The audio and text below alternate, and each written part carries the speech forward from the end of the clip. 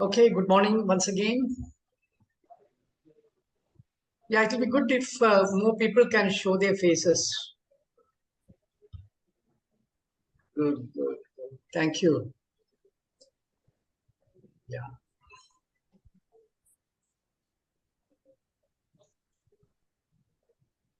So basically, we will be exploring what damages schooling does, and and what is the natural way of learning. So, uh, well, see, this is something that came to me in a completely unexpected manner. Uh, that it is actually very surprising when I say this to people that the schooling is one of the most damaging things that is happening in the world today. People find it very difficult to understand this because we are trapped in certain paradigm that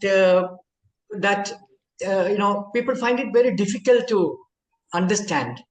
Uh, so that's the reason why people think about alternative education or homeschooling and all that, thinking that if we teach children at home or under a tree, it'll be better, I mean, alternative education is, that's what I say, that alternative education is something like, you know, regular education is teaching children inside the house, school, and alternative school, education is that you teach children outside the, under a tree or something like that, a banyan tree better, something like that. That's the image that people have of alternative education. And you see, the fundamental aspect doesn't changes, which is that you have to teach children.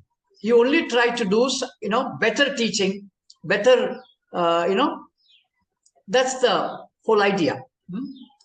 So so what I feel is that without getting into too much resistance, be really open to listen to what I'm trying to say. So my request is that drop all your questions, doubts, all that, and just listen without any resistance. This is very important because resistance, when somebody tells you something that you are not used to, hearing, which is outside your framework, the immediate thing is to start arguing, inside the mind. Keep on arguing. No, he's wrong. He's those. So it is better that you drop all that. Listen to me. You don't have to agree at all what I say. I'm not asking you to agree with whatever I'm telling, but don't disagree, because this is something that I have been, exploring from 1983. So it's not a, some 5-year-old work that I'm trying to present, from 83, 82 onwards, consistently trying to understand what is education. So I request you to, drop your argumentative mind and just listen. And again, I want to repeat, don't agree with what I'm telling. You don't have to agree at all, but just listen, be open. Then only you will understand this, because as I told you, what I'm going to tell is completely counterintuitive to what you have been to, believe. So let's first look at, you all claim to be educated, correct? No? All are educated? Well, so what do you really know? Let's talk about that. You've gone through maybe some 20 years of education, no? How much do you remember?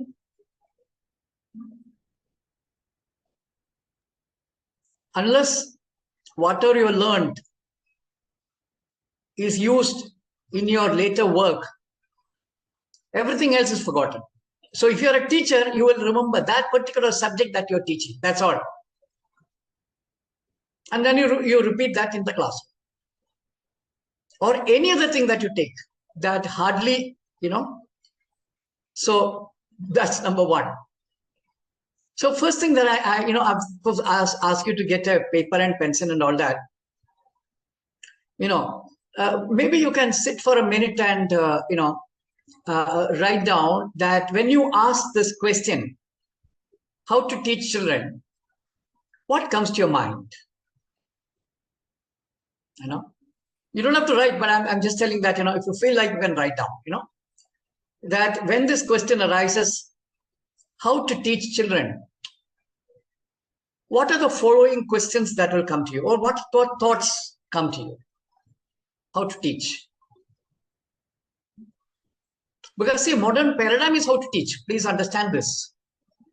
We are beginning with this question that how to teach children. And we have already decided what to teach. Correct? The content is ready. Only you have to decide where to teach. Of course, that's also decided, school or now home. That's the question, no? So this is a question I asked from 1982 onwards to about 1990, around till that time. So we did go to different schools, tried all the tricks, creativity workshops and all kinds of things one day. How to teach them, how to make it interesting, make it playful, all that kind of things that you hear, no? All that I tried. All right, now, suppose we ask the question, how children learn? What would you do? When you shift that question to how children learn, forgetting that we have anything to teach them, forget about that. Ask a fresh question. Remove all the earlier questions and ask a fresh question. How children learn?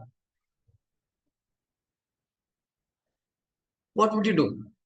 What would be your first response with such a question?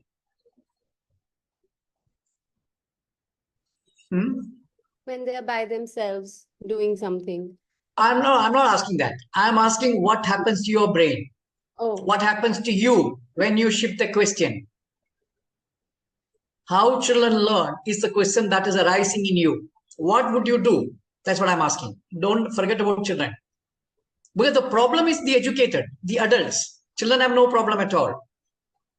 So we are focusing on the educated, on the adults, who have assumed that they have some great things to teach children and turn them into absolute mediocres like us.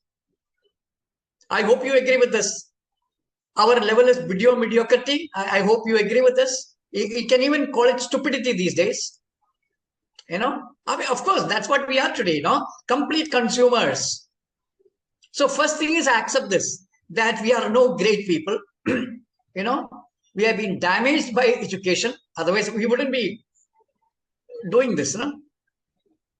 So what is the question that you would ask when you shift the question? So you understand, huh? So your question will determine your engagement. So we are trapped into the social question, which is already there, that schools are there, teachers are there, schooling is happening. So naturally, we will just flow with it. So you will flow with it. Imagine you ask a question that how children learn. What would you do? Would you just take quietly and observe children? The first thing that we should do is to observe what children do. So that is actually what happened to me when I began to work with illiterate people. This is what happened to me, that I began to observe children, and this observation from 1990 onwards, 1991, around that time onwards, led me into a completely different journey that made me understand many, many issues that modern people have not asked at all. I'm talking about the Western minds, not because anyway we are copycats only. So let's not talk about Indian minds, because whatever we are doing today, the whole modern Indians are nothing but colonized by the Western ideology, thoughts. That's all. Whichever party you belong, basically it's all conditioned by modernity. I call it modernity. That's what we are. So all our ideas come from that. So even the ideas of Gurukulam comes from exactly that. You look at all the Gurukuls that people are trying to talk about, it's all about teaching only. It is never about trying to understand. There's no going back to asking fundamental questions. What is learning? What is knowledge? Have you wondered what is knowledge? What is knowledge? Have you wondered? Second question, have you wondered how knowledge is created? Who creates knowledge? How does it happen? Have you ever wondered? No? So when we begin to ask this question, when we encounter this issue that we need something for our children, we actually begin from wherever we are. We are not stepping back, asking any questions. That's all. This is the whole problem. And the the biggest tragedy of modern educated people is that they are under the assumption that they know everything. Because I'm not exaggerating this. The whole idea is that we tend to believe that our opinion is knowledge. We have hardly done any deep work to ask any questions, but we all are very sure about everything that we know as the knowledge. So I'm also, in the process, I'm also trying to talk to you about what are the damages that schooling does to you. Okay, so I have actually prepared a small presentation. Let us go over that, and then we will spend some time talking about. So two things we will be looking at. One is the damages of schooling and how children actually learn. So my request, be open. So as I mentioned, there are two paradigms of research. One is how to teach children, which is what whole modernity is preoccupied with. How children learn. This is what I began to look at. So this is a journey from how to teach ready-made knowledge to how children learn and create knowledge. So this creation of knowledge is something that I'm stressing now, that how knowledge gets created. And knowledge as a product, which is what we are dealing with. There's a ready-made knowledge, which is a product, and knowing, which is a verb, as a process. So I don't want to, talk too much about this, but you can look at what is really wrong with education in the manner in which we function. That we want to conclude very soon, and we use reason to conclude. We over-exaggerate the importance of reason. We don't even hold a question. So forget about holding doubts. We don't know how to hold a question. We are absolutely rigid and certain. So what happens to the brain is what we need to look at. Confident and feel superior. Mechanical mind. Appropriation of meanings. Opinion as knowledge. Meaning sought in dictionary. This is interesting that when you have a doubt with a word, you will look at dictionary to clarify it. And we prefer what is practical rather than what is truth or what is science, what is right. And then we are constantly applying knowledge. We are not in knowing. That's a different thing altogether. And we are also trapped in methods. Somebody has to tell a method and we will follow it. So this is all what happens in the modern paradigm. So as I mentioned earlier, I have been from 91. I have been living with illiterate people. That is when I began to understand that children in the indigenous communities learn on their own, no teaching at all. I was living with traditional potters. There were other communities nearby. The weaver was there, farmer was there. Nowhere I found the adult teaching the child.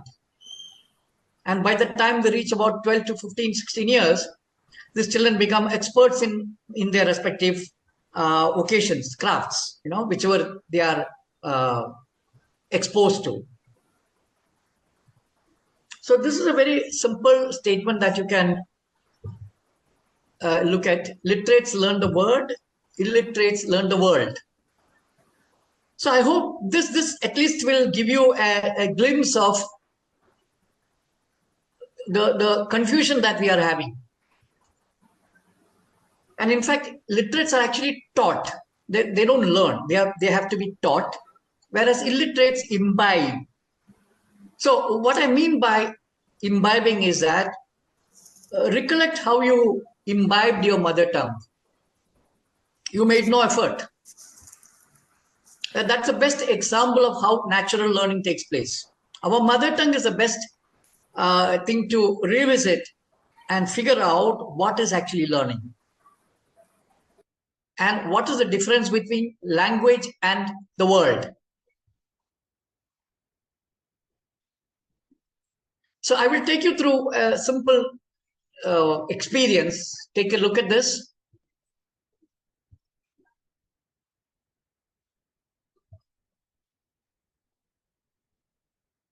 Yes, now take a look at this. Just observe what is happening with your mind. There are two different experiences that you went through just now. This is about learning the world. This is what it means. This is a physiological response. This is how the senses are supposed to function. This is how it functions. But from childhood, when you are exposed to reading and writing, literacy, your system changes.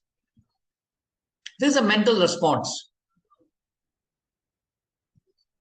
Now imagine you are in Delhi, you're traveling to Cochin. All right. Now travel back to Delhi. So what usually happens to us is that when we imagine we are traveling from Delhi to Cochin, our mental image is that we are going down, and from Cochin to Delhi, we are going up. So this is the usual way in which people who are exposed to literacy, create image. Now I'll take you through one more experience. Just name the color. All right. Now continue to name the color. Color. Name the color. So I hope you are able to get the fundamental difference between reading and seeing. These are two activities, two very different kinds of activities, but used by the same tool. Eyes are being used. So when you actually see, it's a physiological response. When you're made to think and imagine, it is a mental response. These are two different ways.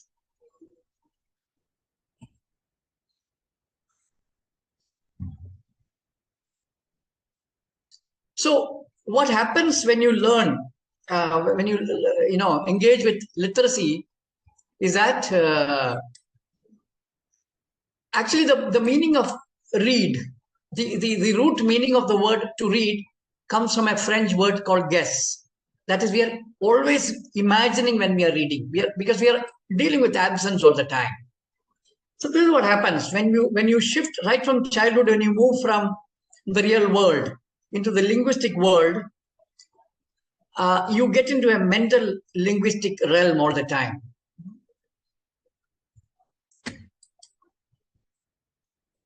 As I told you, you're dealing with absent. What is absent? And also you can now recollect and see that how we educated are physically present, mentally absent quite often. Now you compare this with children. They're always present. And then our eyes become habituated to thought, because we don't see actually. We see through the mind. And at a physiological level also there is change, that you are dealing with fixed focal length and narrow vision. Linear, fragmented, compartmentalized, thinking with language, and we have a very different memory system now. It is linguistic, and language dictates what to see. It actually create critical thinking. Even though this is a term that is being used now, critical thinking, actually the educated, I'm not sure whether they actually have proper critical thinking faculty actually. Because what can you be critical of? No? With what reference? Anyway, you've only read books. So you'll have to use one book against the other book. That is the only way you can be critical of. And naturally, it makes one inauthentic and fake. So this is the sum total of what happens when you engage with literacy without grounding in the world. So please understand that I am not against literacy per se. I'm telling that you have to be grounded in the world. Your initial system should be formed based on your experience of the world, and then you engage with literacy. So literacy actually changed the very nature of language and reshaped our beingness. So from experiential beings, we have become mental beings. From contextual to decontextualized, from process orientation to product orientation, and from knowing to knowledge. From real world to the linguistic world. Because we are always in the mind and always in the future or in the past.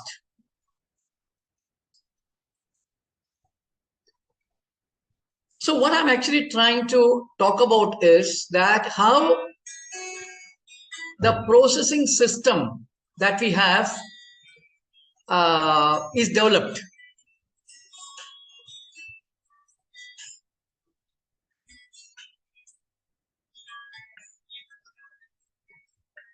So the literates are shaped by the word, illiterates are shaped by the world. So one very important thing you must remember is that whatever we are is the result of our experience. So especially our experience in childhood completely dictates the formation of our total beingness. That the fact that we are fragmented, we are linear, all that happens because right from childhood we are engaging with the ready-made written knowledge, and we are being taught. So I bring in a new idea of what is cognitive dissonance. See, as per the Western notion, cognitive dissonance is when two different thoughts are entertained in the mind, two different conflicting thoughts. What I'm telling is that cognitive dissonance is the dissonance that happens when body learns one thing and the mind learns something else. Actually, this is what happens when you engage in the classroom. That most often with the literacy that happens, when you engage with the digital world, this happens. We are fragmenting the body and mind when you engage with mediums and not directly with the world. So now you can look at the nature of written language. The nature of written language is linear, sequential, fragmented, compartmentalized, out of context. It's always dealing with past. It's absent. It's a product. And it is this knowledge that brings certainty. That because you've dealt with knowledge in a mechanical way, your brain is now mechanical and rigid. And now you can look at what is the true nature of experience, actual experience. Experience is non-linear. You see, I don't know, I can't find another word, actually the opposite word of linear. So I'm just writing it non-linear, simultaneous, holistic, present, in process, sequential, So from this, when we start from childhood engage with literacy, it completely changes the way our beingness is formed. Now, this is another very interesting thing that we have to explore together. That what is the nature of digital experience?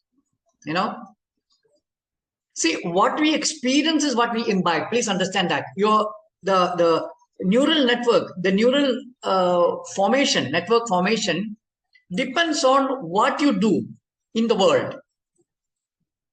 So when you read, something will happen. When you actually explore the world, real world, something else will happen. and when you explore the digital space, something else will happen. So the quality that is embedded in the digital space is what your brain will absorb. If you are dealing with miniaturized, edited, distorted, decontextualized experience. And the most important thing about this is that the senses are completely distorted by this whole process. So you can see that in the real world experience, the senses are awakened to its original possibility. In the textual world, the senses are numbed. Your senses no longer work. It begins to work in the service of the mind. But whereas in the digital world, something else happens. It completely distorts the senses. Because first, it actually opens up your eyes and ear to some extent. But because it is edited and added together in a completely distorted manner, it is miniaturized, and the other senses are absent. Your sense of smell, touch, and of course, you can say that you are touching the digital tool, but that's not touch. The actual sensation of touch, and smell is gone. Taste, of course. So this is what actually happens, and this is very important now to start observing what happens to children. And it is actually through observation we will be able to decode how the digital tools are actually damaging children. So you can look at the things like attention span, for example. In fact, it is not the attention span. You become absent to the real world. That's what happens, because you completely get immersed in the digital experience that you completely forget that something else is there. And then when you come out of that, the real world seems uninteresting to you, and you don't know how to engage with that because that is no longer in your control. So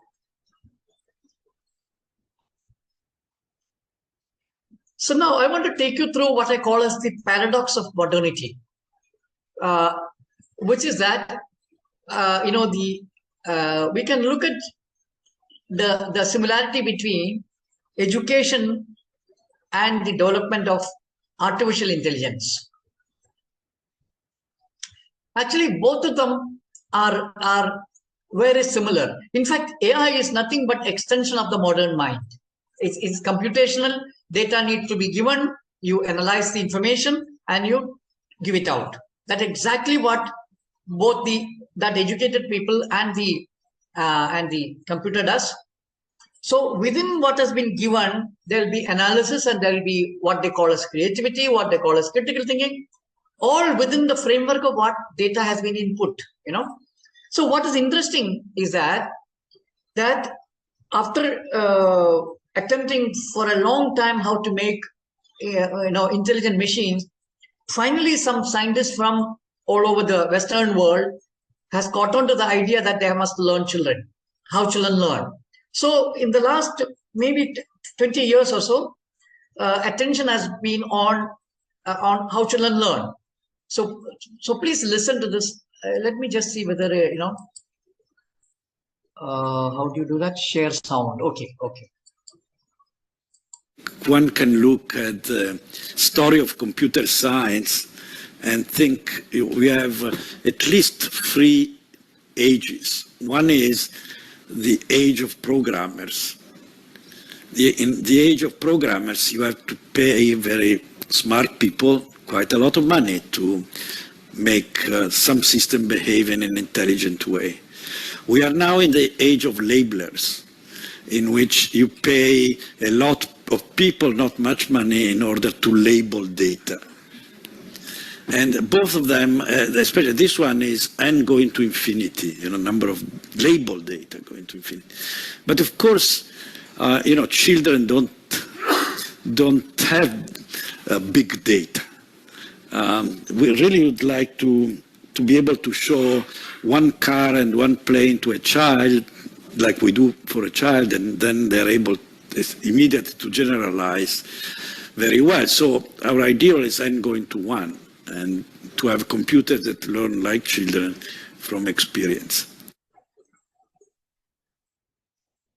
So suddenly the West has discovered that children are learning. One can. So all these institutions are now doing research on how children learn.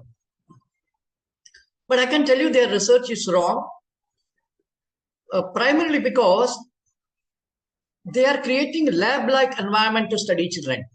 So even here, the adult will dictate what the children should do. Then read, observe what they do, read what is happening in their brain through all kinds of mechanisms, and then you make all the conclusions about what children do. Now, this is absolutely not the way to study children. If you really want to understand children, you must study children in their spontaneous and autonomous behavior. So it's like this, that if you want to study the nature of dog, what will you do? So either, usually what people do will be to read some books and get their PhD. That's the most people that will be the work done. The second option is to study the pet dogs in your house and then make some assumptions and take a PhD on that. This is what happens in the usual scenario everywhere. Now, a street dog is far more better if you really want to understand, slightly more better. But I think going into the jungle and observing dogs without disturbing them, that is what will actually tell you what is the nature of dogs. Exactly like this. What has been happening in the context of research on children in modernity is that modern understanding of children comes from the Western paradigm, which is about teaching children, which is about helping children, which is about instructing. Whereas what I did was to observe children in rural tribal communities, illiterate communities, where there is no teaching at all. Children are spontaneously responding to the world. And I kept on observing this for a very long time. And that is what actually made me understand that children have a completely different system of learning, and they actually are creating knowledge of the real world. And so this is something that I want to share further, that so artificial intelligence is being developed by learning how children learn, and then used to dumb children down. So this is the paradox that I'm finding. So, and our choice is whether we should learn from AI how to teach, or we should learn from children how to learn. So I'll share with you some interesting videos on children. So first thing is on what is knowledge. Let's look at what is knowledge and how was it created. So before I show you that, let's again go back to grammar or mother tongue. All of us imbibed mother tongue without choice. We did not choose. So the choice in learning again is a myth, because our eyes don't choose, our senses don't choose. Wherever we are, we imbibe that. The only thing we can do is to fine tune our observation, that we can, get more and more involved in our observation. So more deeply we will be able to understand. That's all what we can do. So, so when we learned our mother tongue, or when we imbibed our mother tongue, what got implicitly embedded is the grammar. By the age of 4 or 5, we are able to speak very well without actually explicitly knowing grammar. But we all are speaking very well, which means that implicitly grammar is embedded, So this is the example of implicit knowledge. And implicit knowledge is what every living being is having. That when they engage with the real world, implicit knowledge gets embedded and respond to the context. And so this is what is the first level of knowledge. And I just share with you one simple video of how this happens.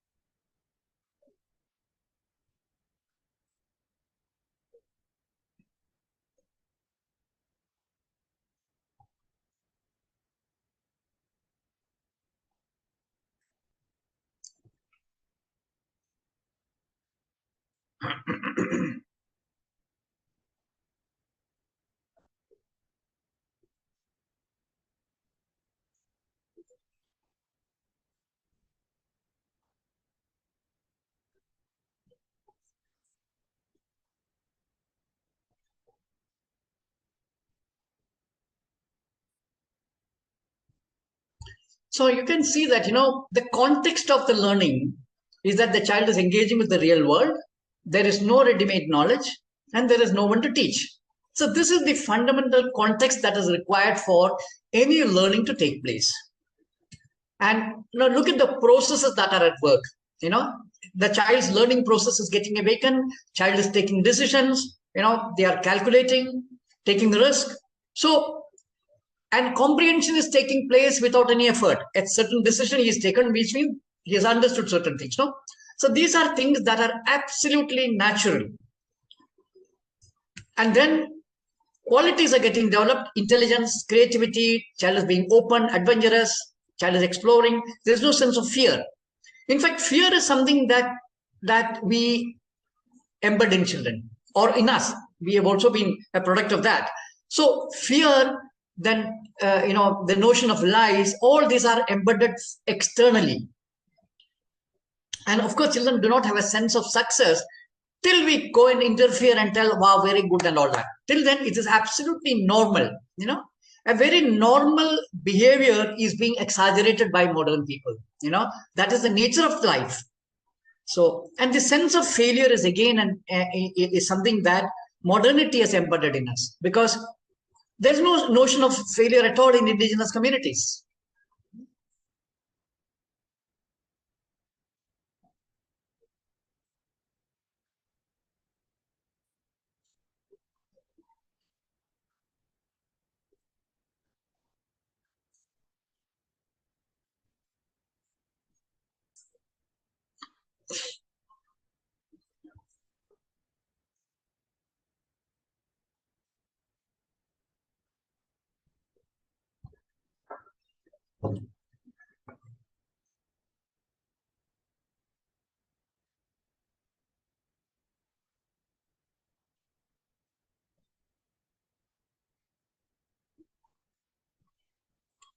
So, how we learn and what we learn are biologically destined.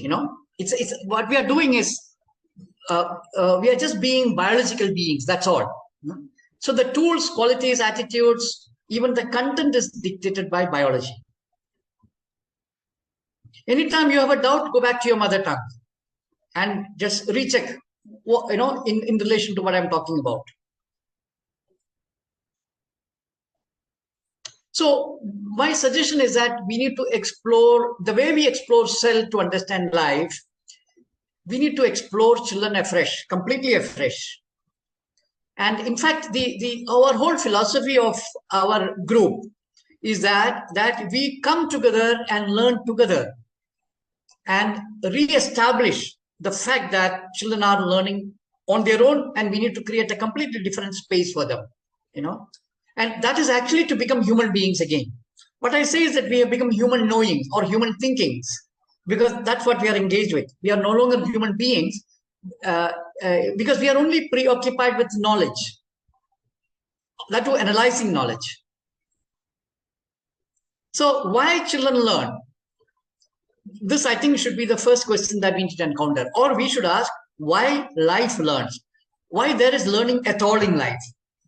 That should be the basis for exploring what is knowledge and what is learning. Why do we need that at all?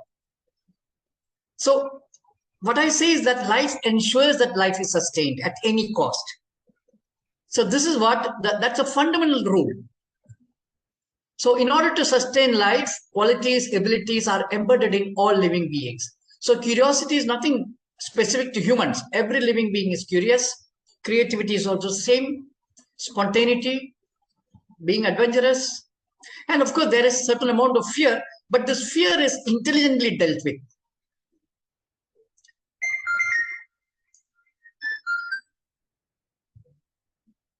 And bettering oneself, that's another thing that we constantly do. And how children learn. So children recreate their experiences using whatever is available. So the first toy is their body itself. So they are playfully exploring the world, and hence they turn every activity into play. So it's actually playfulness that turns every activity into play. So what I'm again trying to say is that the modern understanding of play is absolutely wrong. Because that play is being understood within the framework of modernity, which has divided activities into learning, playing, entertainment, work, and all that kind of stuff. Art, another category. So we have actually fragmented and categorized a holistic life into these slots. So within that is what modernity is talking about is play, and they're also making older people to play without understanding what is the actual meaning of play. Playfulness is the quality of mind. It is not the physical activity of play that is important. So I find that now all this older generation people are made to run around and do all kinds of nonsense, but their brain is exactly the same. And every object for a child is a potential toy. Every object. So that is why we need to rethink why toys are dangerous to children. And what function does modern toys play in destroying children's natural exploration of the world? And how children learn. So the other aspect is that they experience the whole. So this is, I call this the gestaltic experience, that it is not fragmented. The whole is imbibed, explored, and they then start exploring some parts of that. And an organic integration happens. So one doesn't have to do that. It happens automatically. So the development of cognitive system is what one should look at. What I mean by cognitive system is that from content to comprehension, what all happens is the cognitive system. So for an illiterate, the cognitive system begins with the real world. Tools are the senses. Process is open-ended exploration. Qualities are playfulness. Abilities are to be open.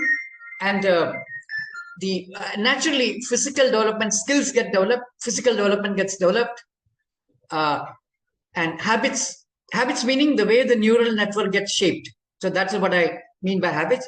And habit is also that, when you do things in a certain way for a long time, then a certain habits get formed.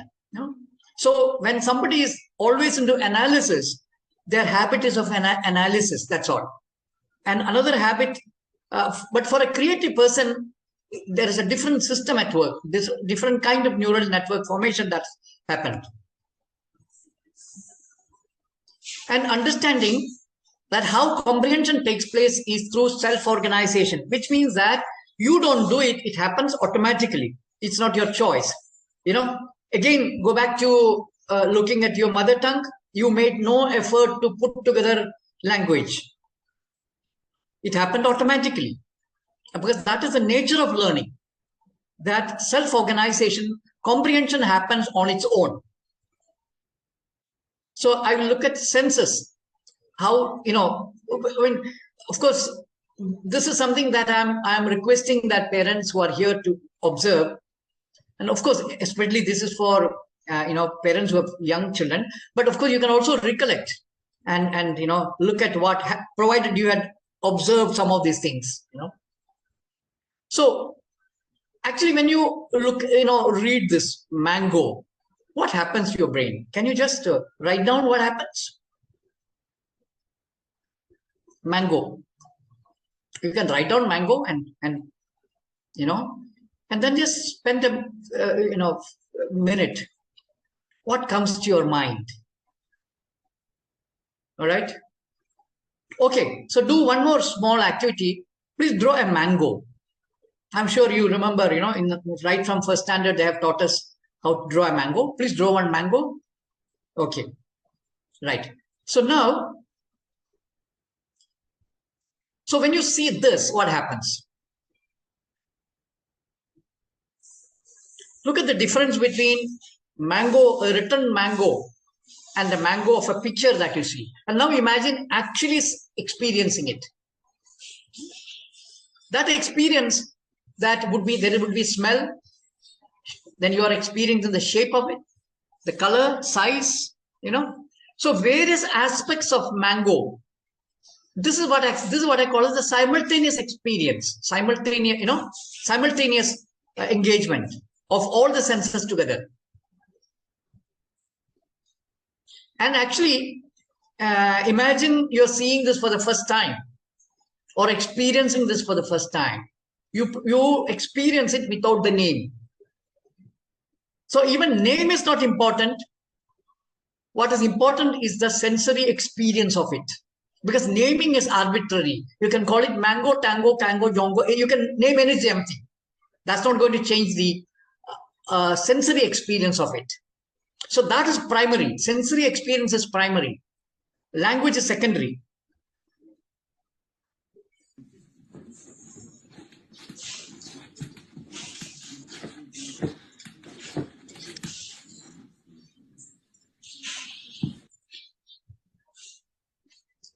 So what happens is that the next video is the most important video that I have, which actually show us how actual learning takes place, how children learn. So look at the what the child in the front does.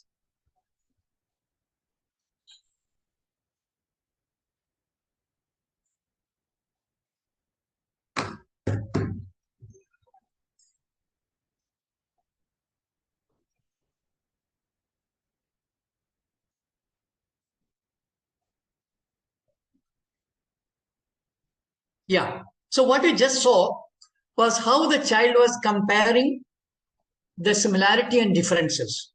So the whole knowledge creation process is about how to organize what looks similar, and within that similarity, what is the difference between that.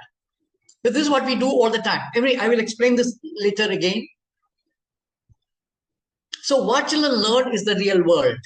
They experience the objects, processes, household, natural, everything that is happening around them is what they observe, take part, and imbibe.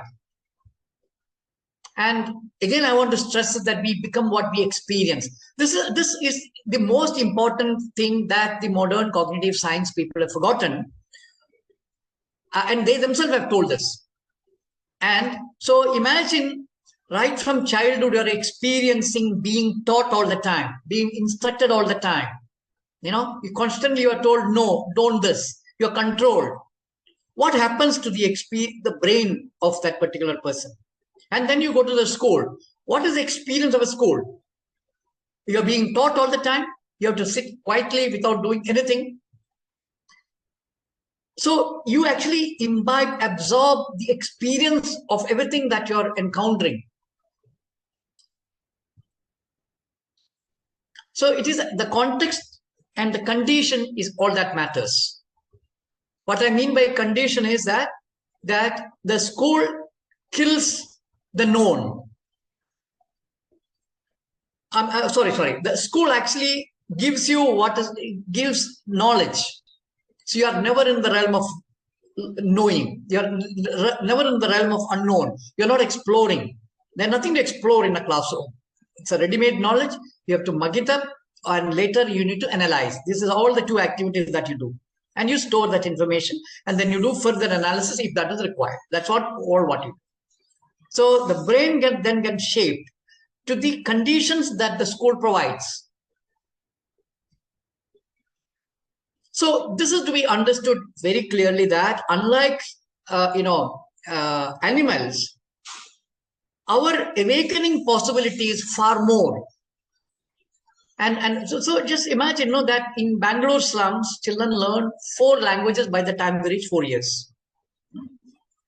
So whatever language you have learned is because you are in that context.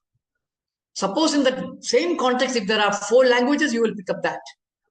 And suppose in the same context, you have people who are doing work, you will pick up that process orientation. But if you are living in a context of dealing with only ready-made, products, naturally you will pick up ready-made, you will pick up a product-oriented mindset. So what happens is that this is even more, more so for the senses. Suppose the child doesn't see, for some time, from the time it is born, then its eyes are not going to function. Your ears, all your senses needs stimulation and an external object to awaken that. If that is not there, then it doesn't function. So even your ability to walk needs to be awakened. So that is the important thing. Now this something that I have understood after seeing some videos of feral children. Now this child was looked after by dogs. Her parents were drunk all the time. So this child was living with the dogs. So she became dog-like. So I know this will be quite unbelievable to you, but if you closely look at how the child behaves, I'll give you two interesting examples. One of my friend had a limp, and his son started limping, even though he had no physical deformity. And it's another child who saw that and pointed that out, and a timely correction. So the child changed. There's another more interesting, case of a child who was looked after by two handicapped parents. Both of them had, physical deformity. They were walking and talking in a slightly distorted manner. Child also picked up the same behavior from his parents, from mother and father. Both of them had some problem. So when the child was around 9-10 years, their grandmother came in, and he was taken to an orphanage, realizing that the parents are not able to look after this child. So he was taken to an orphanage with various kinds of children there. And within a year or so, this child became absolutely normal, because he was able to reclaim all the natural skills that he had, which he had overlaid with the conditioned responses, conditioned behavior he imbibed from his parents. Now this is the child in the lower thing on the left hand side is looked after by monkey, and the right one with the hands held like this is looked after by hen. That is the reason he was using his hands as punk, as wings, and he was also eating like the bird. He was pecking actually the food, So this is the peculiarity of human beings. We are actually born with potentials, and that needs to be awakened. And the tragedy is that if you are not sensitive, it can be completely conditioned to some to limits, to things like this, but it can also be awakened to an excellent possibility, like a child learning 4 or 5 languages or anything for that matter. Now you see these days many child prodigies, that learning different things. That's possible provided the child has exposure to such fantastic things around the child. So this is another very good example of what I'm talking about. This is in 1930s. 2 psychologists adopted a baby chimp to be with their own child, but in 6 months' time they had to remove the chimp because the child was actually picking up all the behavior from the chimp. This is recorded. You can actually see this in the net. There are also videos of how the psychologists were doing all kinds of experiments. So natural pedagogy is what we can call as teaching without teaching. So this is a good example in which, this is what happens in indigenous illiterate communities. Adults do what they are supposed to do, just taking responsibility for their actions. That's all. They don't have to take responsibility for what the child will learn. The moment you do that, the child will learn your behavior. So if you teach a child, the child will learn to teach. So I've seen this once. This little child, the father had some expensive, radio set in his house, and so he told the child, "Don't touching, pointing to the radio," and that's exactly what the child did back to the father. Don't touch. So they just imbibe what they experience. So this is another very interesting video of of a baby chimp.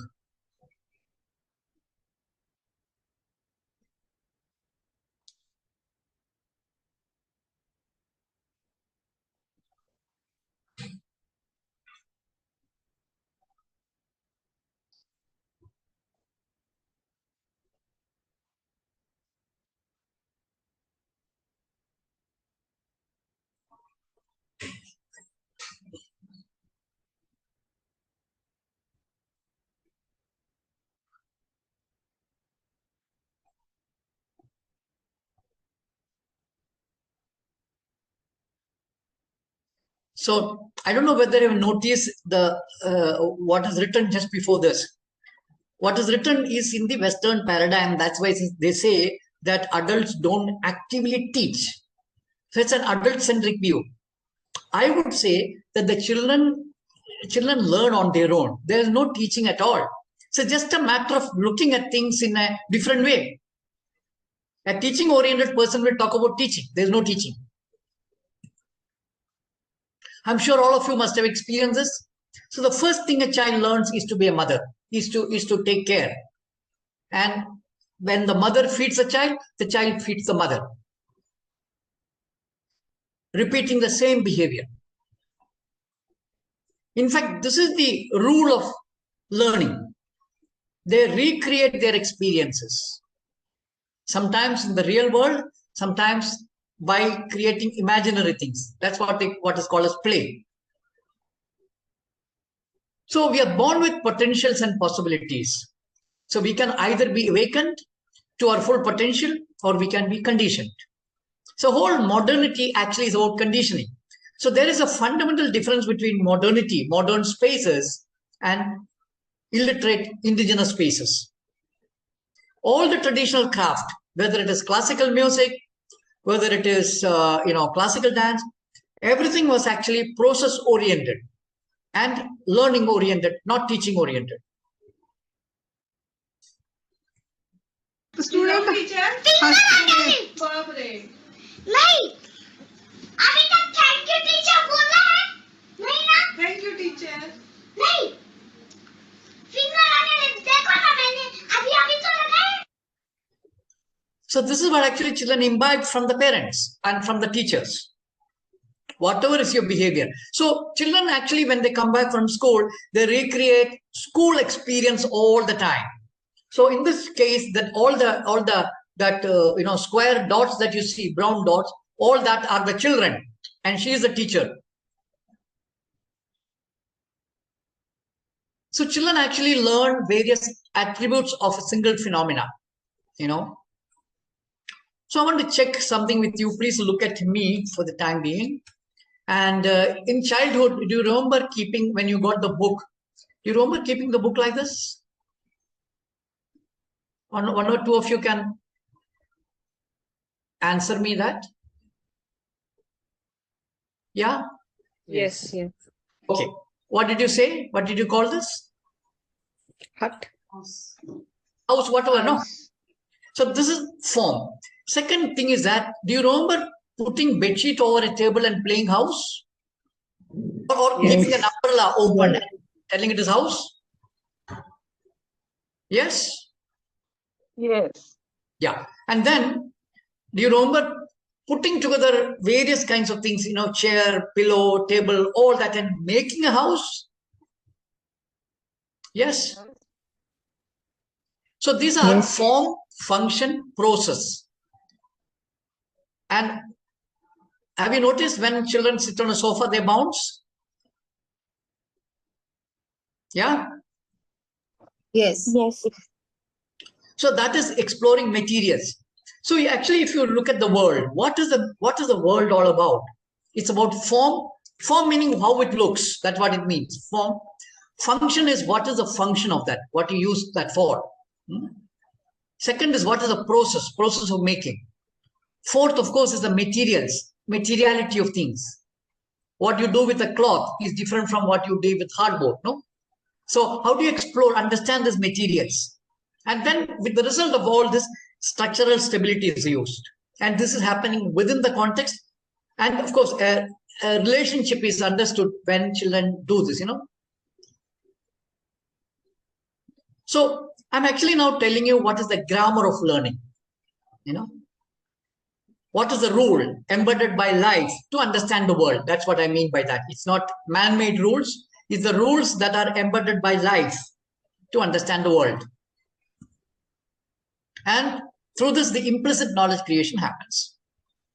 So form is this, something that looks like something. That's the rule. So it can change depending upon where they are. So this was happening in the context of Pune, where children are exposed to bigger houses. So they make flats, and this was something that was seen many years ago in my village. Children were recreating, the market. So in urban children, it will be slightly different. They will be creating what you call that, the telewala, and things like that. Whatever they experience, they recreate. So what is interesting is that the flexibility in children is that to represent something, first option I think they will take is to look at something that looks like something. For a stone that looks like potato, that's what they will use, instead of potato. But for brinjal, what they did was that they picked up a leaf that had the color.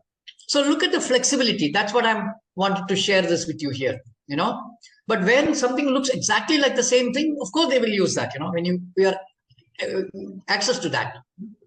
Or they will do with whatever is available, but with some kind of similarity between that. Function, of course, this is what I meant by function.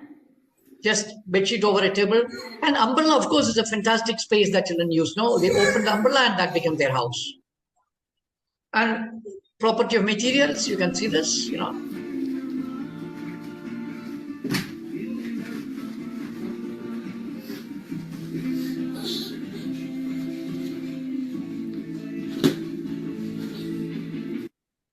So I happen to see this, nonsense from the West.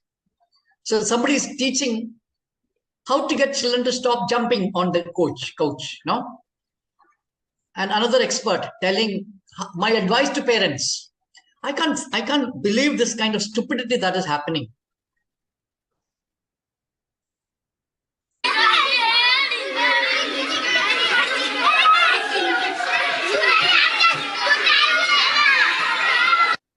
So we ran a school briefly in Pune. So this is the things that children were doing there. So this I found in the railway platform, the steel chairs, which actually it's very difficult for us to sit because it slides all the time. You can't just sit.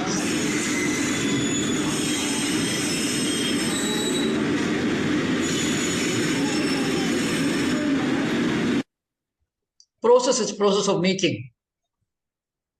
Structure, of course, is, as I told you, structural stability. So a house made with, various things. So I'll share with you what I call as natural play. Playfulness as a cognitive activity. So there is nothing called play which is different from learning. This is what we are stressing actually, Unlike the Western paradigm where learning is different, play is different, art is different, I'm telling that it's an integrated act, that there's only one activity, which is to make sense of the world. Right? So playfulness is the quality that is embedded in the child. So this is a very interesting documentation. This child had actually taken a bite of a coconut piece. Look at the shape that has formed after the bite. She looked at that and suddenly remembered the Nandi bull.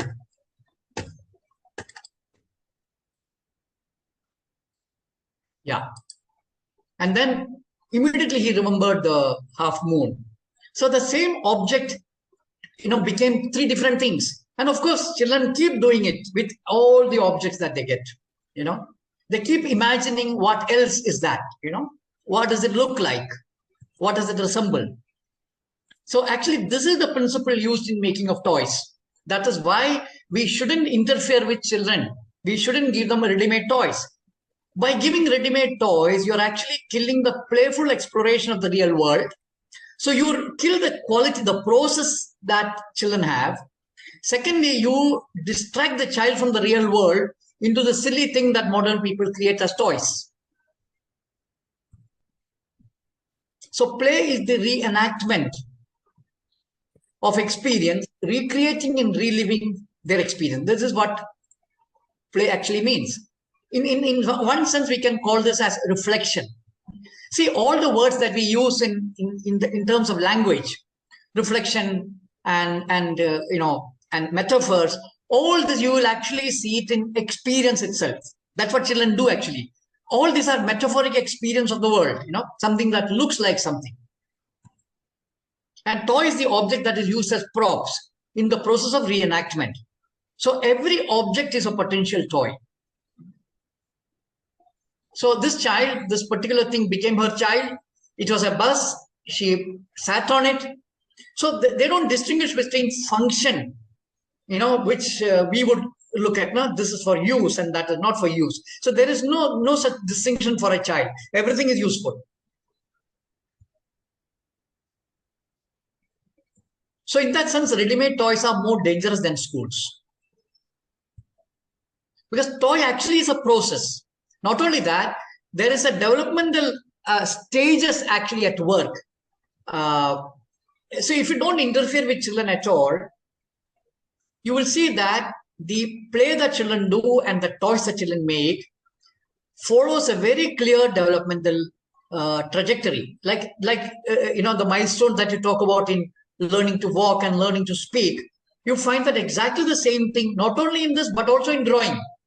Drawing also, if you don't interfere, is a cognitive process to understand the real world in terms of two-dimensional space. So play is the activity that children do to understand the real world in terms of real world itself. That is the three-dimensional world.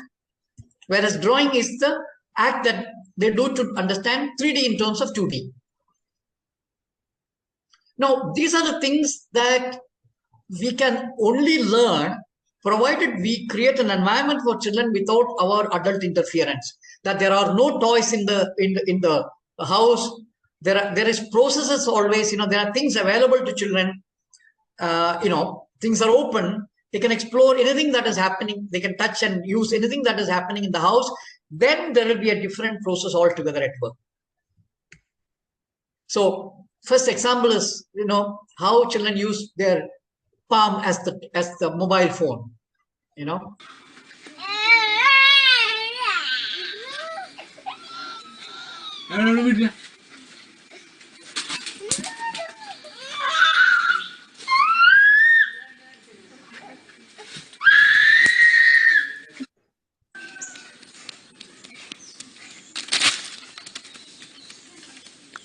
Actually, through this process, children understand the context very well. In fact, in rural, spaces, children know all the plants that are there, all the animals, the birds, the fish that is around, everything children know. And these children are what you are telling now should be saved from that and put into schools so they know nothing about their world. Like us. So any object is a toy for a child. Two combs becoming an aeroplane.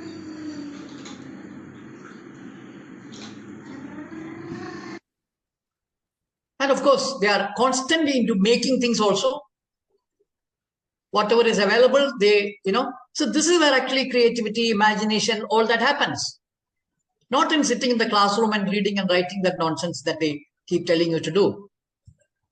So here I'm talking about something that the West has not addressed, modern science has not addressed at all, which is what I call as the cognitive foundation.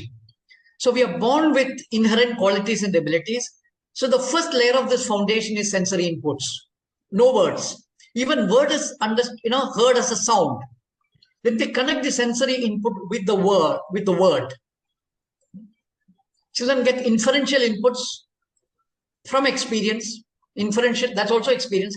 Imagination based on experience. And then noun to common noun.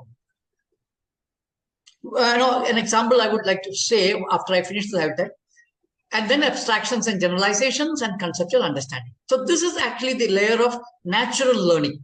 Now, what I mean by noun to common noun is that that as children experience, let's take fruits. Fruits is a common noun, but that's not what children experience. The concrete experience is a mango, a banana, what you call that, a grape or whatever, no? But this is different from vegetables, karela, kaddu, all that, no? So senses actually give them certain input, and from that they organize this information, and that is how how they begin to categorize the world actually. So this, I'm just repeating what I told about drawing. I'll just show you just one or two examples of how drawing is a cognitive activity. As I told you, there is developmental stages in drawing, provided we don't interfere at all. And other very important thing is that this notion of self-expression is a modern imposition. Self-expression is something that began to happen only after the early 20th century. Till then, there was no self-expression. There was only, drawing was looked at as skill. So we reorganized the school to enable children to draw anywhere at any time. So scribbling, you can see that, no? Scribbling is there, then they draw what they observe. What they see is what they draw. This is a viper, and the other one is because this child has been feeding the buffalo. It's her buffalo. So that's why only one girl did the drawing from front of the buffalo. Now, writing also has exactly same process actually. If you don't interfere at all, children will learn to write, learn to read on their own if you don't interfere. But they will then will not lose the natural process of learning. Because the process is the same, that they look at things, observe, find what is similar, and then start organizing, you know. And the similarity is what they begin to connect. So drawing is the playing that children do on two-dimensional surface. And another redefinition is the process by which they understand 3D in terms of 2D. Yeah, so we have written a book called Seeing with Hands, which is actually the documentation that we did in the school of 3 years of observation of what children do spontaneously. And and this is actually 75% of the book is pictures only, very little thing to read. I don't really encourage too much reading. But this book is basically for seeing, you know, so it's not for reading, and seeing in context of what children do naturally. So you don't have to believe anything that is written in the book. Observe your child and then see whether what I'm telling is right. That's all what we are asking you to do. Don't believe in any word we say. Revisit experiences, and then from that experience, you know, understand what is knowledge. So the difference between knowledge and information is simply this, that what we have dealt with all this while is information. Knowledge is when we experience it. That's the difference. So one thing is that what has happened to modernity is that the very experiential realm has been completely killed. You know? So I'll stop here, and we will. So now we can, you know, have few questions. So you can keep your, you know, videos open. That will be better. So before you get into questions, I want to ask you two questions actually, just two. If you can just remember what you learned in your childhood, please just say loudly. Just two questions only, just to test your memory. What is the color of sky? Blue. Fast, no? Fast. Blue. What is the color of sky? Blue. Oh, very good. What is the color of leaf? Green. Fantastic, fantastic. This is just to prove you that how mechanized your brain is. That's all. That we don't observe at all. In spite of, you must be around 25, 30, 40, around that age, about 20. So 20 years you've seen the sky, you've not seen the sky, I think, because you've just, taken the idea that school has given you that sky is blue. That's all. Now ask the same question to children. Children will ask you back, what time of the day are you referring to? So what happens in an educated, creative people is that they will say blue, black, yellow, and all that. Just to prove that they are creative. They will never ask back, what time of the day are you referring to? So this is the difference between natural creativity and modern creativity. Modern creativity functions within the realm of known. They do permutation, combination of what is known. They cannot step out into the open because they have never been open. So the idea that out of the box thinking is what we are. Because we are trapped in the box. We can only get out. So this is the modernity's way of addressing it. But an indigenous way of addressing that would be that how did you get into the box? That would be the question that we should ask. Not how to get out of the box.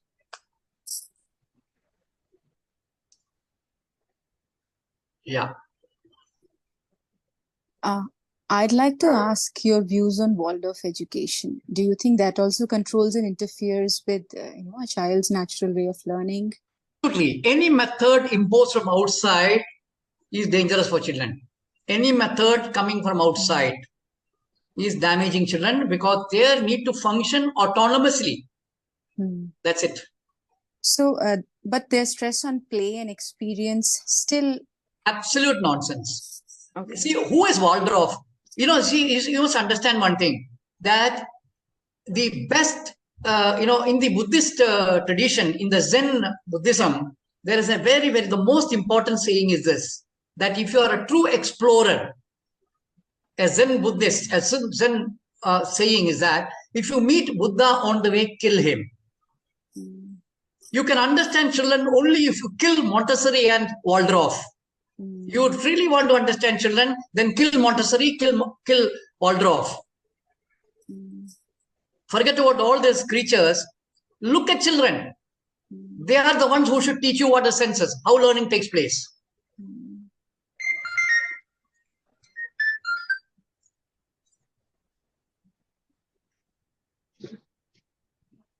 What about boundaries? What about, we have a 1-year-old at home, and sometimes we have to say no to the child, to teach that, okay, this is not right. Able to. Who is the person? This is Nishi. I don't know if you can see me. Can you hear me? Yeah, I can hear you, but have you? Yeah, Nishi. Yes. Yeah, sorry. Yeah. So I have a 1-year-old almost now, and we are trying to practice this, observing her and being attentive to what she's doing and all that. But there are times when we have to say no, like this is. So saying no now in today's context has become a big problem for the child. They don't say no to the child. But there are times when we say no for the sake of safety reasons, or we are busy, or we are rushed. So is it all right for a 1-year-old to understand hard boundaries? Do they understand hard boundaries? Is it okay to, stop their sense of exploration at times? They will. You see, the responsibility of the parent is to create an environment where they don't have to say no, especially for a 1-year-old child. Okay. You have to create an environment where you don't have to say no. That is your responsibility. Okay. See, 3, 4, it becomes difficult in modern spaces, but at least a 1-year-old, 2-year-old, you must create an environment where you don't have to say no. Okay. That's helpful. Yeah. And also, I think many times we say no because of our unwanted fears. That is what we should now begin to look at. Because they are extremely intelligent by life, not because they are intelligent in their, no, that's not the reason. Every child is intelligent. Please understand like that, Thank you. Yeah, unmute Geeta.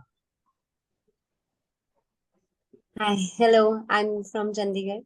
Yeah. So my question is that I do agree, and I'm with whatever you've shared, but I have no option but to send my children to school. I do make them take offs from school, and I try to keep them at home, and I give them a lot of free time. But how else do you think I can enrich their environment at home? No, no. First thing is that what type of school are you sending children to? That's the first thing. What I recommend is that send children to government schools where teachers are not serious about teaching. Don't send them to English medium nonsensical schools that, everywhere that are telling that this is international schools and all that kind of thing, where a lot of do-gooders are into teaching. No, save them from do-gooders, save them from teachers. So first thing is that find a school that is okay with not sending children to school. And actually children should engage with, I feel, should engage with children who are much more freer. So in an urban school, in a more elite kind of school, all children are almost in the same conditioned manner. Yeah. So what they learn from each other is that same kind of conditioning. So if you send them to a village school where children are more free, at least they will learn something more from that, So these are two rules. Send children to, non-elite schools, preferably government schools, preferably no school, create an environment where many children can function together. Preferably have more children, at least 3-4 in your own house, if that is possible. Children need more children. That's the most important thing. So today this one child is a bad idea for a child. 2 is also not enough. 3 minimum is what I feel, because then, there is a crowd. 2 is not a crowd. 2, there are a lot of conflict between 2. 3, there is more, play that is possible between children, provided we don't spoil them right from the day one. Actually, you must understand that children are non-dualistic. They are not possessive. They are not selfish. They are not possessive. They are not selfish. We teach them how to be selfish and how to be possessive. Please understand this. In an indigenous community, since there is nothing that is given to the child telling it is yours, they don't get the notion that this is mine and this is yours. But in the modern childhood, the parent will say, this is mine, don't take it. So you don't have to even say that is yours. This is mine, don't take it. So you've already established the boundary. So this boundary is a Western nonsense that is now, everybody is now caught on. And also my request is, please don't read any more Western books completely. Yeah. If at all you want to read something called Continuum Concept. The one book that I recommend is Continuum Concept, which is this lady's experience of staying with Amazonian tribes. That's the only one book that I recommend, because she is asking you to learn from the tribal people, the illiterate people. There's no other book that is worth reading, actually. And of course, somebody like Gabor Mate is trying to understand non-Western way. Gabor Mate is there, So. Hi, my name is, as you can say, Madhurima, and I have twins. They are 1.5-year-old. So you just said that you don't teach children, they don't understand what is mine or what is yours. And I just feel that I see my not even 1.5-year-old son having this concept of everything is mine, and he just does not let my daughter have anything. Whatever is in her hands, he wants. So I am, and obviously in this house, I am trying to bring them up with non-selfishness. We share, we try to teach. But that concept still he does not understand. So I just wanted to understand from you, how does that happen? Like nobody has taught him to be it's not selfish, children can't be selfish, but he wants everything. He doesn't want to share. Okay. But you see, one thing we should do is don't now interfere and start teaching. Okay. One thing that we should do is don't teach. Through experience, how do we make changes is something that you can explore. One thing is that I have no solution, but I'm willing to work with people together. If you're exploring together, I am into exploration. Observe the child, learn from the child, learn from the situation, respond. Don't go with ready-made rules, ready-made knowledge. You see something, then you see What else can you do? Not say. Don't use a word at all about selfishness, and don't lecture them on morality and all that, please. You know, it is through activity that, you see, children imbibe through experience, not through language. Please understand this. And imbibing through language is very, very dangerous, because the split basically happens there, you know, because the mind is learning one thing and the body is experiencing something else. And they begin to have conflict, and the body and mind gets fragmented. See, the fundamental problem of modernity is fragmentation of body and mind. Please understand this. Some people are aware of it, some people are not. Most people are not aware of this problem. That's all. That's only difference. You know, but if you I feel that like, because I have twins and I can see them together, like the survival instinct, I think, is there from day one. Like I feel, because then I see my daughter letting go because she does not want the conflict. So I am like, so is that even okay? Should I then let him get away with it? Try and, you know, get into it? So unless No, she then gets very angry, and once in a while, then she will give it back, and then, you know, it's a very, like, out of 3 or 4 times, once she will say, okay, I'm done, you're not getting this, then she will physically retaliate. But so what kind of personality then I am letting them grow into is my question. Whether should I teach my son to say it's wrong, or can I say? yeah. Yeah. So number one is that the survival instinct idea, no, please drop it. Don't go with that theory of survival instinct, which is already embedded. Just look at it without any theory in the head. Don't have any theory. Just look. Don't create any judgment. That is the only way we can explore together, you know, without any bias. Yeah, Divyansh, unmute, please. Sorry. Yeah. Thank you, Jinanji, for this wonderful session. I'm raising a 22-month-old son, Yeah. and again, in as natural ways as possible. So I'm so happy. Whatever I think, you as an expert of 35 years have said the same things. So one thing from the previous questions that I continued, I say, so my only reservation of no is for television, chocolates, and all the processed foods. It doesn't come in my home, so he doesn't see us eating. But every child, and we have decided not to send him to any school, but any child in our society, he plays with all the kids. He plays from 1 year to 5 years to 8 years to 12 years. All age group kids play together. But he sees them eating cookies and chocolates and stuff. So that's the only place where I draw a line. I just don't bluntly say no. But you know, since he was 1 year old, I've been telling him that this is bad. Ye chi hai, ye nahi khate hain. So I've observed that while he wanted to explore by taking it from the other kids, but he then now goes and tells them no. But the fear inside me is still there when I am not looking. You know, he may share the food, what they are doing, and the screens also. Like the kids are, you know, looking at their mobile phone. He goes and then at the airport, in a train, he goes and starts looking at what the other kid is doing. Yeah. So that was always my dilemma, that there I'll have to say no, because that's unnatural and he may get hooked onto it.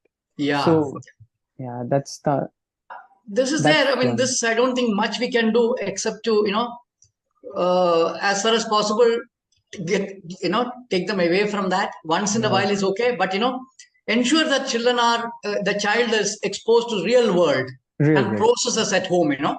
So one thing that I always say is that bring the kitchen down. Don't have 3 feet kitchen, you know, put it on the ground. Every activity should happen in the ground. Less furniture so that children have more space in the house. No toys, but any object that belongs to you, it belongs to them. Right. So keep simple rules. You see, we are actually fighting against something that is so evil and something that is so overpowering, actually. Right. Keep that in mind, that so even today, the research that is happening in the West is, I would say, anti-child. You know, so it is within this context that we have to function. So as many people as possible, please tell them, don't give no mobile phone to children, because that's the most dangerous thing that we are doing. You know, that will completely freeze their brain. Yeah. True. Thanks, Jinanji. So that's what I mean. For my son, the first toy was a stone piece of wood, potatoes and tomatoes at home, cucumber, all those things. So Yeah. that's Toy is unimportant, right. Actually, certain words we should drop from our vocabulary.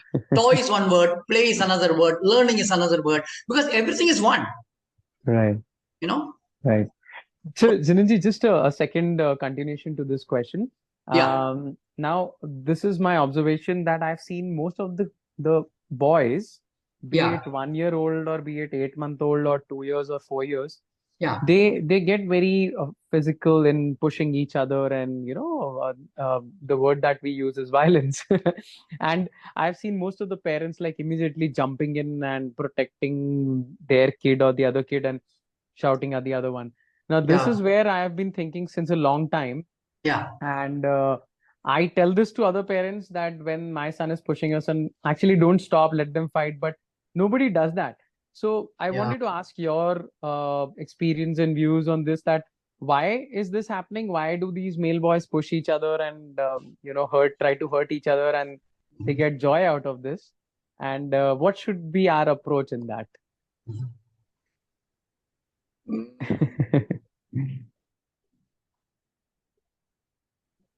Actually, I will tell my driver to respond to this. Of Newton and Einstein and the driver. One expert is there, Ranjana.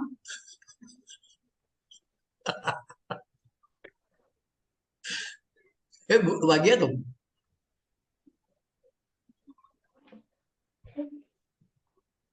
Will you please repeat just something? What you said? Divyansh, will you repeat? Okay, so basically the boys, be it 8 months old, 1 year old, the moment they start standing up and when they engage with the other boys or even the other girls, sometimes they push and they want to pinch, and they want to hit you. So in especially boys, when they meet each other, there is more of it. So I see that parents immediately jump in and they separate and everything. My natural instinct said that you should not let them fight and let them do whatever, and they will eventually become friends and they will play. But I'm not able to have that pure environment and parent without interference of the parents. So I wanted to know if that is right the way I'm thinking. And firstly, why do they do that? Why do these boys, they want to hurt each other? Even parents, like sometimes they want to slap me, right? I hold his hands and say no, don't. But like, why do boys do that? And the especially infants and as they're growing up, and what Actually, should there be is our a thought? lot of violence in the surrounding. It is not always verbal.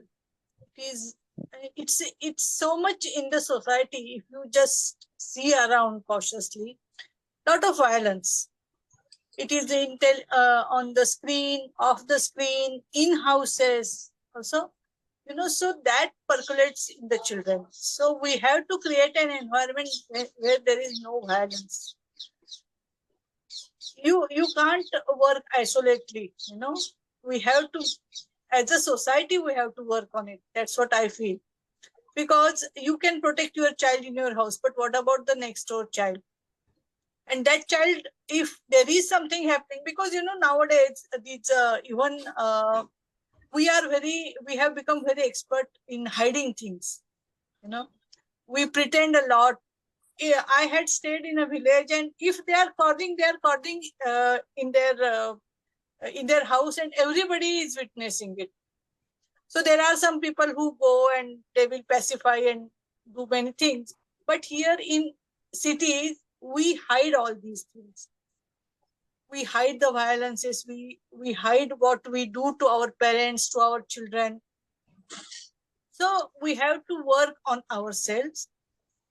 That is the only solution. Like Jinan was telling, children imbibe what they see and not Right. what. So Ranjana ji, because my observation is purely, that's why I said very young infants, from 8 months to 10 months. In fact, when my son was even 4 months old, and when boys used to come, the older boys used to come to play, he would pull their hair. And I may perceive it as violence, you may perceive it as violence, but I was seeing that as exploration, maybe pushing the Yes, wall. yes. That is different. Yeah. That is different. We are I'm talking about that. actually I'm not talking about aggressive violence. I'm talking about playful violence, where They push each it other. happens. They want to hit each other, but still laugh about it. Yeah, And yeah. that I don't see. Because they know the boundaries. They know the boundaries. Hurting and playing. There is a boundary. So when they are doing it and they are enjoying, actually enjoying is not the proper, but like you said, exploring, then it's fine. But you have to be very careful about it. And another very bad exposure is video game, cartoon films. You know, cartoon films are full of violence. So if we think that cartoon films are good for children, and if we expose our children to cartoon films, then violence is going to happen. So we have to be very careful about what we think good for children and not good for children, because we have so much. The market has reached the children, so we can't escape. So just avoid all those cartoon films and competitions and all the unhealthy competitions, all those things. Then only that is the environment, learning environment, good learning environment we have to create at homes.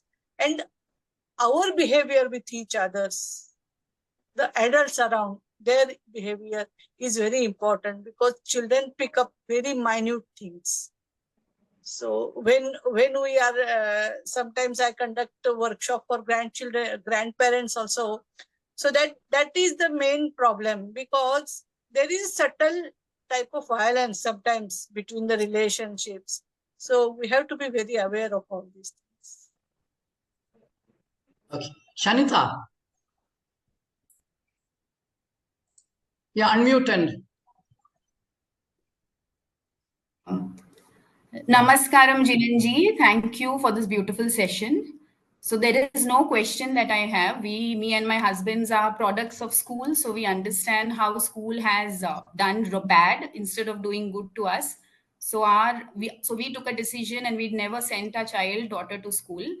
So I don't have any question, but then I 100% agree to whatever you have said, and that is how we have nurtured our child so far. I would like to know, how do I connect one-on-one with you so that I can. So I will send you the group link. I will send it to everybody. Okay. So, and we conduct various events, so we can, and also my invitation is that this is a joint exploration on children. Yes. We are just that we spend more time, that's all. But we want that more and more people get involved in it, understand these things very deeply, and start talking about it to as many people as possible, because there should be more and more people these issues of modernity. Then only any change can happen. And what we say is that this is a 1,000-year project. Yes. So we have to work like that. Many more people should come together and really do an absolute fresh research on trying to understand how do we live. Yeah. Okay. So I also wanted to know, when we talk about hitting and self-defense and violence. So I have always believed Shastra and Shastra, they go together. This is my core belief, that you should teach your child self-defense. You should probably not term it as violence. Like somebody said, it's playful exploration. They discover self-discovery. They discover when to hit, when to hold back, how to express. Sometimes words are not enough. So then it's the innate, and I think it's a natural way in which children express. It's any human or any animal, the self-defense come naturally to you, to us. So I think that is also something that one could look at. Everything cannot be termed as violence. Everything cannot be termed as inflicting hurt on somebody or pain on somebody. It could be a way of expressing. It could be a way of self-defense. Maybe it should be looked at the scenario, and probably that's how people should react to it. This is my personal belief. So yeah, yes. Okay. Thank you. Karthik? Yeah. Thank you, Jinanji. Yeah, okay. Thank you, Jinanji. So I echo with your words, Jinanji. So even now we are planning to move to village. That's my plan, and I also believe that this modern education system is not going to work for children. So I'm also looking for an admission in a government school in the local village, so that this no restriction on attendance and on. He can go to the school on his own will and so on. So I'm completely for it, and we're also making preparations that he'll learn farming or the natural life in the village and so on, being with us. But as you just mentioned, Jinanji, that this is going to be a 1,000-year project and so on, right? So we'll learn few things, and few things might go wrong. For instance, until his schooling, it's fine to be in the government school. Whatever he learns, let him learn naturally, but we'll keep observing how he's progressing and so on. What after the school age? Like, okay, if he starts asking, like, okay, why did you put me in this school? Or in case if he wants to make big in career, I mean, we have a different perception of what is big in our career in today's generation. Like earning more material things and having more money is the benchmark. So how do we balance these things at some point? Okay, let me look at other questions also. Yeah, right. Yeah, so I think, Namaskar. I think I have an answer for Karthik. I have a son who has gone to Mirambika, and then being in Mirambika, he did not had any science in a class 6. Any science, there was no teachers at that time. There was no science, and he himself picked up one Olympiad, which is worldwide, NASA. I think it was by NASA, and he came 100 from 50,000 children, and he got a gold medal in a subject that he does not have even in school. So naturally, he has learned this on his own. But then later on, he gone to Rishi Valley, and he said that he struggled a lot, and he is blamed me for that I given him an alternative school where there was no strictness of maths and subjects where he thinks he could have exceeded well. But I see the other side of that. I see that whenever he likes something, he can actually, he's a natural learner. He become natural learner. So he does blame me for that, but I see the other side of it. So that's kind of my thought and my experience to share. But another thing which I was saying, wanted to share about the government school. I also was thinking, I live next to the government school, and I was often contemplating where to put my son in a government school. But what I have noticed that a lot in a government school, children are much more open to thefts. There is much more drugs than in a normal school. So that is my biggest worry as a parent. And I think the solution is not that, because a lot of government schools in the cities, I noticed that they are also concerned with the marks and they want to do well, and there are still pressure. So it's very much depends on the parents how we look at it. And yeah, and my suggestion perhaps that this parents, the parents who feel the same way, we should support each other and share, and I don't know, have a virtual school where we can give each other tips or where we can guide each other. Because when the child grows, he, like my child, he felt the lack of scientific input in his life, scientific stimulation in areas where I couldn't provide. So that's my thought. Anil? Yes, sir. Yes, sir. Yeah. I have two questions. One is, I'm actually in a wrong profession, like what you have said. There should be no teaching. I'm a teacher. So the first thing about my own students is like, if I find one is struggling with his own subjects, he has little learning gaps, what should be my approach then? One question. Second question about my own child. He is still 3 years, sorry. So at once I saw he tends to play with dogs, and these dogs, yes.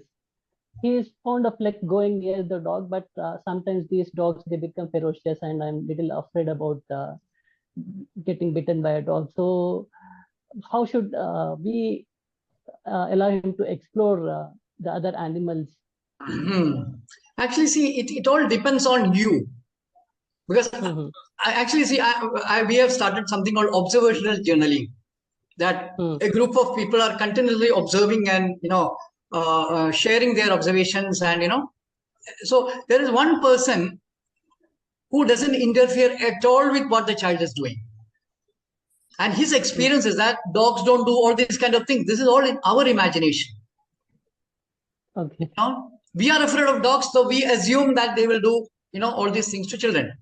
And one thing I've seen is that children are actually not, there is some magic in life that children are not attacked by any animal actually.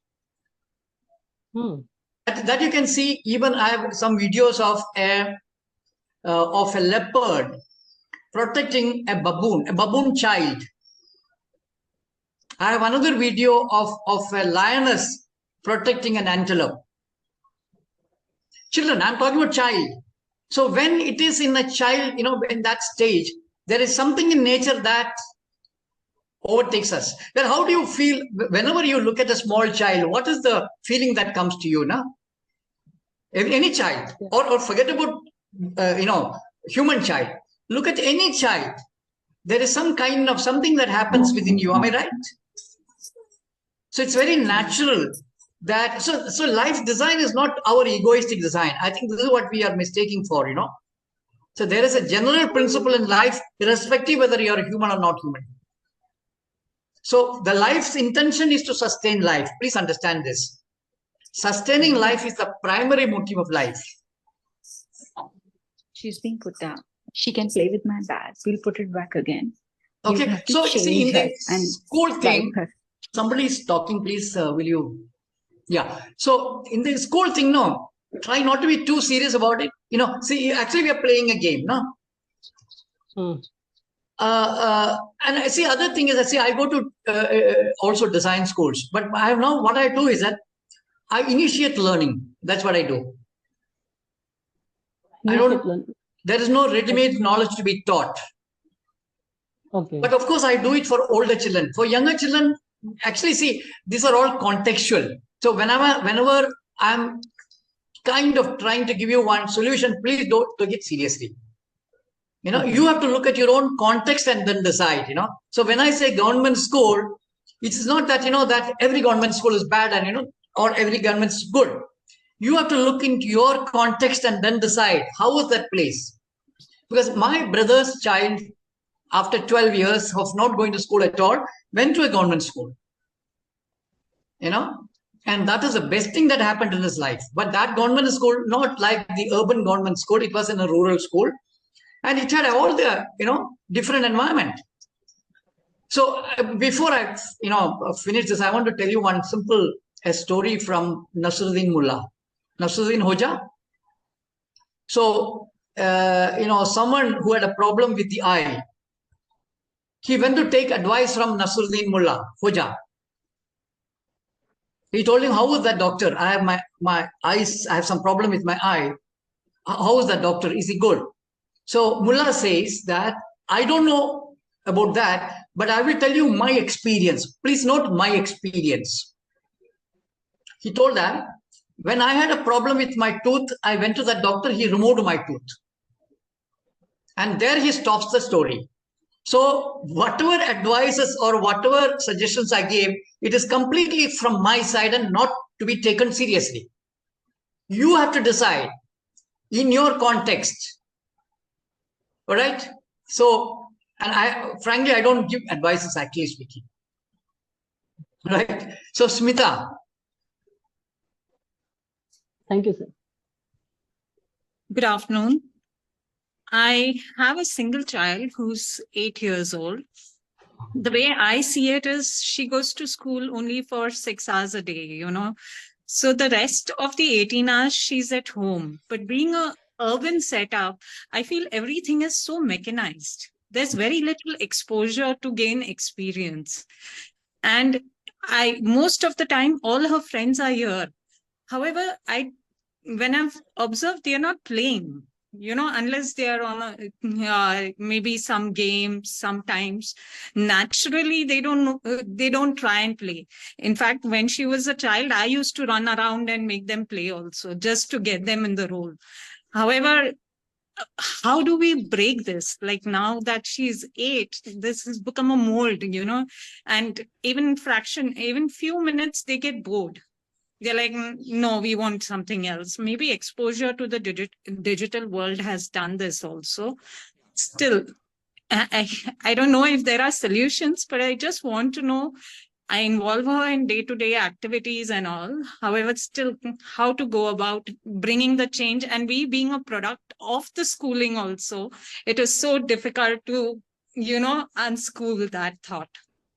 Yeah, I mean, see, there isn't much one can do for her, but we should be worried about ourselves more and more, and see how do you bring in processes within you, and 8 years is a long time. And so one of the things is that either you should change the place where your, where child doesn't have exposure to these kind of things, but to life, actual life. You see, this boredom is a modern disease. Please understand this. In the rural tribal areas, nobody gets bored. Absolutely. Boredom is something that one of the reason why we get bored is because we are right from childhood, we are doing what we don't like to do. You see, initially children have no problem with doing anything that is natural to them, which is physical in nature. They would go around and do this and do that, and physical activity is something that children don't have any problem with. Endlessly, they will be able to, they are able to do that. But we cut off all their physical activity and put them into mental activities, which they reject, which they don't like at all. They don't like to be instructed.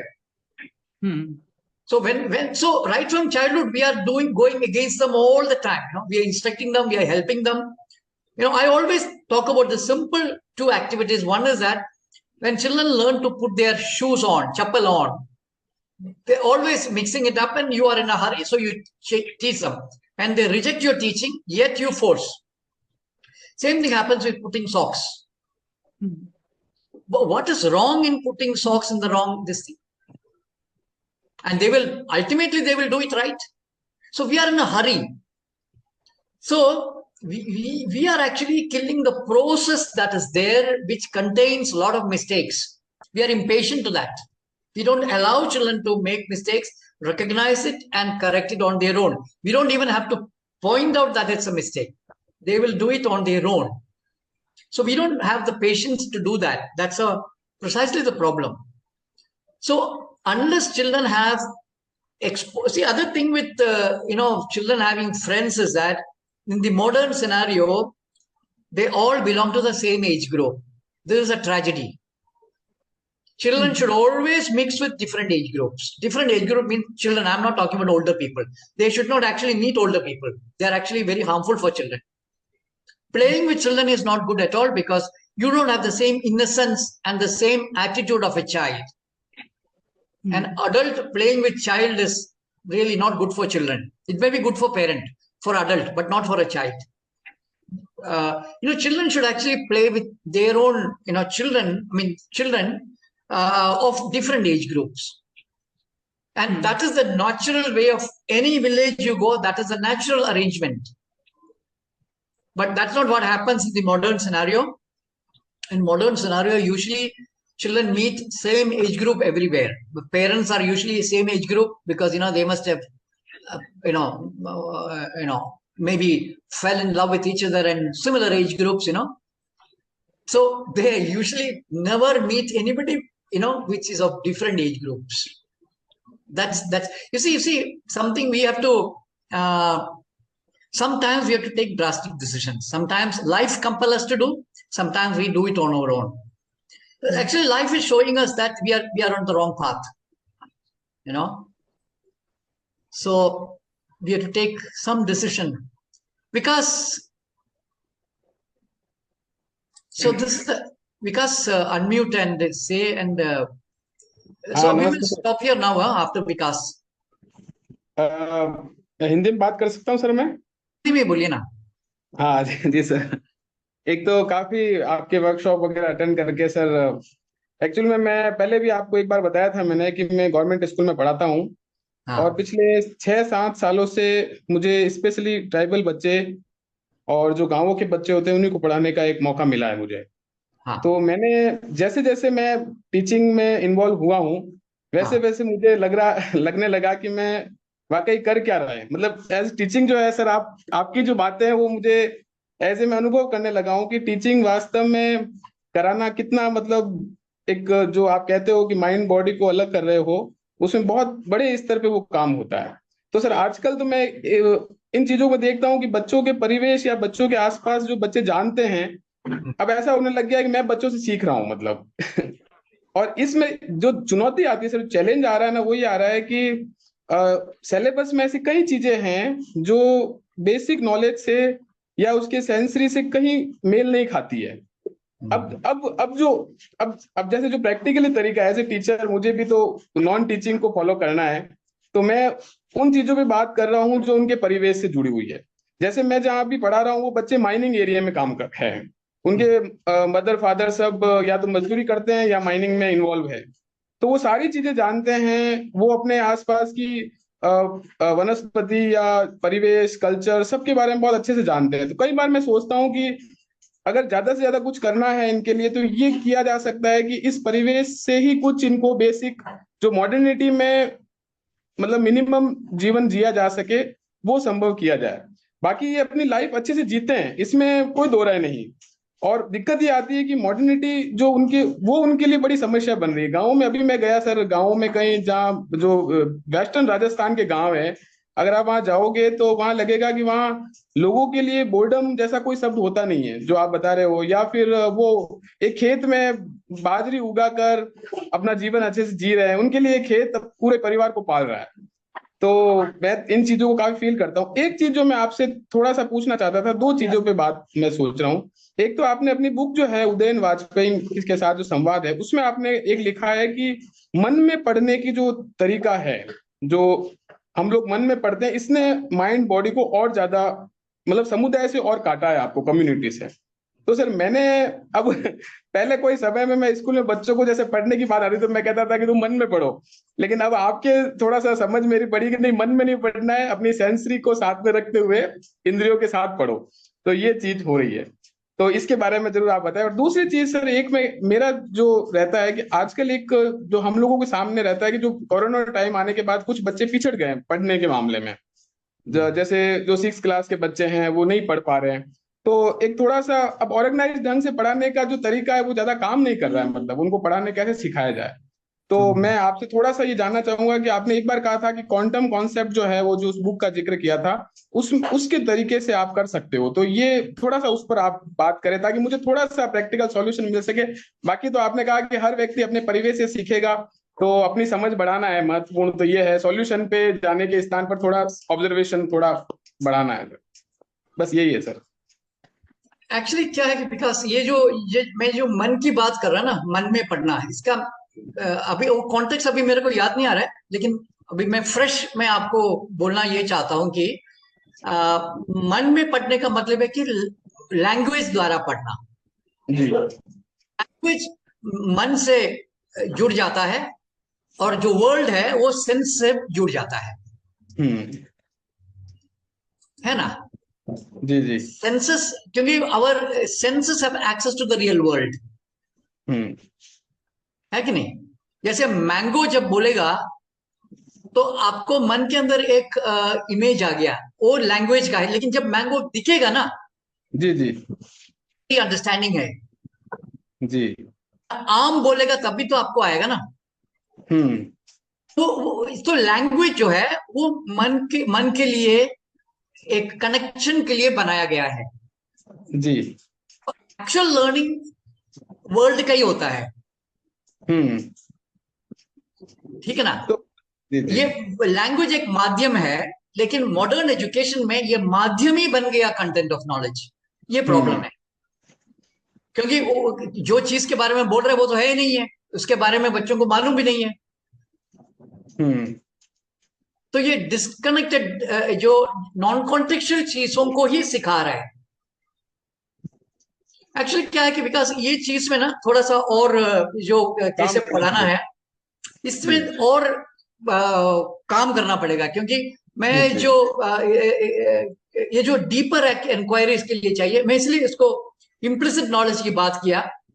Implicit knowledge का explicit कैसे बनाएंगे, ये सब चीजों के बारे में काम कर रहा है, लेकिन इसके ना एक साथ जुड़ के काम करना पड़ता है लोगों के साथ, क्योंकि है कि नहीं, ये आपको ही देखना पड़ेगा कि एक्सपीरियंस, इनके क्या एक्सपीरियंस हो रहा है, इम्प्लिसिट नॉलेज क्या है इसका, इसको एक्सप्लिसिट कैसे करना है।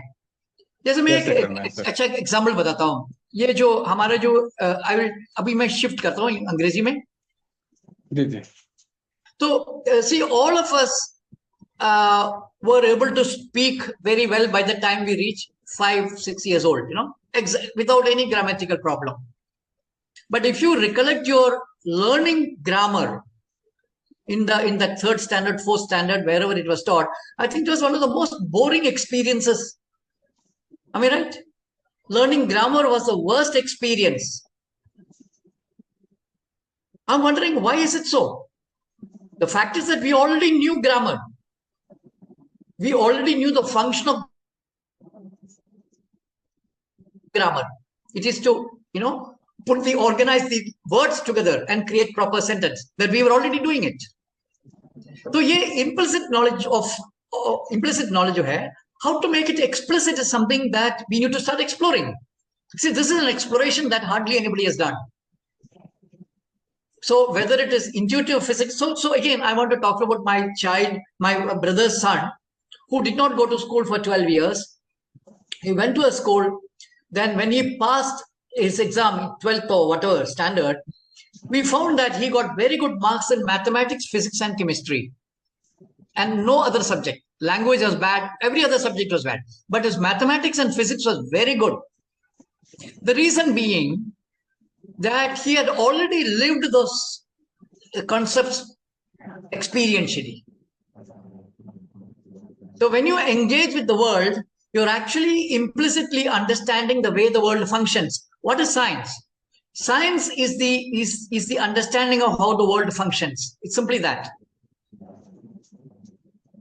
Correct, no? Science is not human invention. Science is the understanding of how the world functions.